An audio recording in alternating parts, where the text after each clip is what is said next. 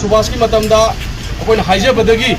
akoina doctor singje tadi taraga atopa hospital singda utilization tawrambadagi akoina ngangnadana doctor mari je akoina sida pujarakpani adu doctor ani madi noma khakta tabadagi akoina numini nini tabiyo anatraga at least humni gumba hapta amna tahanbiona akoina haibada yaraktabadagi akoina CMO da handak nauna laiba akoigi DC hana kamai nidamda jo akoina haijarame aduga akoigi CMO district medical officer da jo akoina haiba wafam ase akoina thamjaraba mi loina application pijaramni marak sida akoina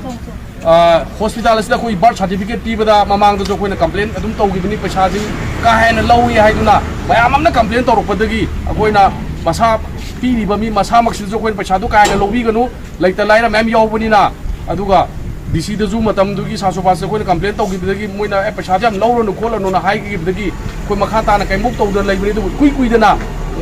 hapta amagi mamangda haibani pasina koi Yairipok bisnuna da gi lakpami gudi makti certificate amta piroi maramdi kai no haita di koi na hapon tomba koi supervisor oina sida koi gi puraga laibani mana yamimdagi di mana koi gi birth certificate pibe yaro hai jina kum tomna hai bane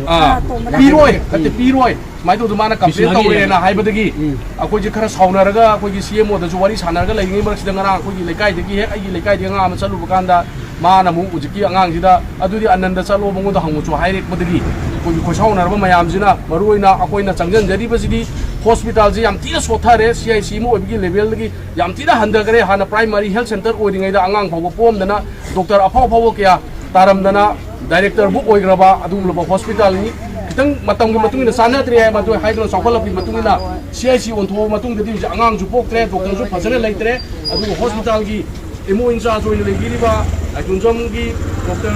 Robinson jina kan pol ngamda bagi haidi mayam ji loina soirakpani duna hoji ma koina nopok sayang na maila pai bising na pamjari baje haidi ba emo in charge Yairipok CHC gi ba transfer to biro na change to biro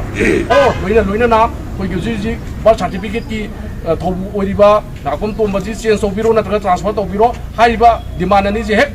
kanu to dribo wa akoi hospital ji thongon jalani ngasi